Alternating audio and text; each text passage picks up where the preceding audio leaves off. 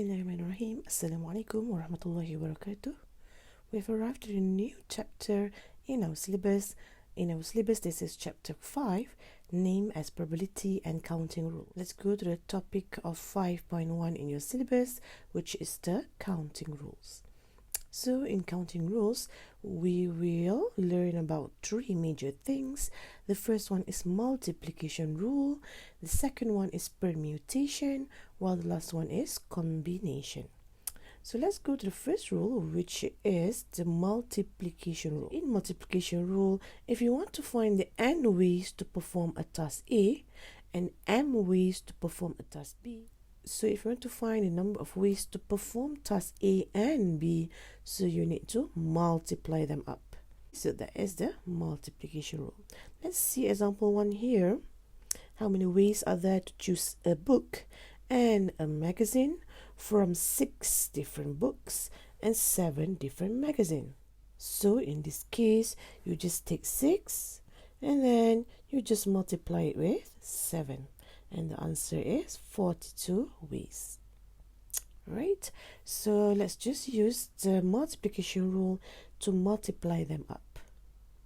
Let's see the second example. How many ways can a customer choose a meal comprising rice, a tough vegetable, main dish, and dessert if they have 2 types of rice and then 5 kinds of vegetables, 8 different main dish, and lastly 3 kinds of dessert. So using all of this number here, what you should do is just multiply them up, then you'll get the answer. Let's see example 3. A coin and die are tossed together. So a coin is just a normal coin where you get either a head or a tail. This die here is actually a dice, but a singular dice, right? So when you toss a die, you can have 6 outcomes. Okay, so either number 1, number 2, number 3, number 4, 5, and 6. So this is a coin just now. Either you get a head or a tail. So how to find a number of possible outcomes? What you should do is you can just multiply that up. 2 times 6. Therefore, the answer is 12. Besides multiplication rule, you can also solve this question by using a tree diagram. So let me draw to you a tree diagram. All right. So when you toss a coin, you can get either head or a tail. That is the first event happening. And the second event, you want to toss a die. So you can have 6 different outcomes. 1, 2, 3, 4, 5, 6. And then again, 1, 2, 3, 4, 5, 6. So the outcome that you have here is either H1, H2, H3, until lastly you got T6. Okay, so if you count all of the outcome here, altogether it will be 12 outcome. Let's see here another example of tree diagram, but this time this shows that you toss a coin first. So you can get 1, 2, 3, 4, 5, 6. And then for the second event, you toss a coin. So get either head or tail. So the outcome is 1 H, 1 T, 2 H, 2 T, and so on until you get 6 T. So all of this outcome here, this is, the total is 12.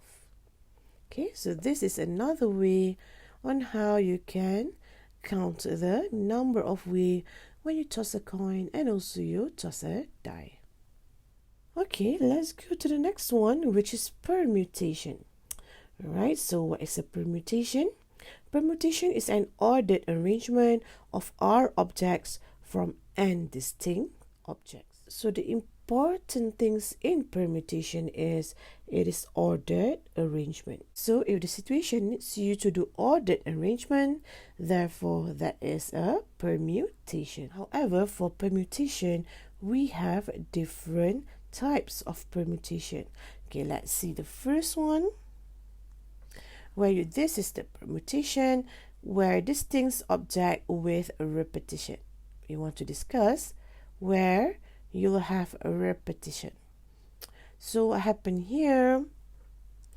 This is the number of permutation of arranging R objects from n distinct objects where repetition is allowed. Okay, so the formula here is n to the power of R. Okay, n is number of distinct objects and R is the number of you want to arrange it. Let's see here the first example. A company is forming a 3-letter codes. Okay, so they want to build a 3-letter codes with letters A, B, C, D, E. So all together, you have 5 letters and repetition are allowed. This is an important point because when repetition are allowed, the calculation can be following n to the power of R. So now your n, the number of objects, is 5, which is A, B, C, D, E, and you want to form a 3-letter code. So this is your R. So here your n is 5, your R is 3. Okay, so the formula is n to the power of R. So it is 5 to the power of 3. That is the first way to calculate this question by using this formula here, n to the power of R. You can also calculate this using multiplication rule as what we have did just now. So you want to build a 3-letter codes, and then how many options do we have? We have 5 options because we have 5 different letters. However, repetition are allowed, so you can repeat another 5 letters, and for the third digit also you can have 5. So what we will do, you just multiply them up and then you will get the same answer. Okay, which is 5 to the power of 3. You can leave your answer as 5 to the power of 3, or you can punch in your calculator to get your answer. So this is the end of part 1.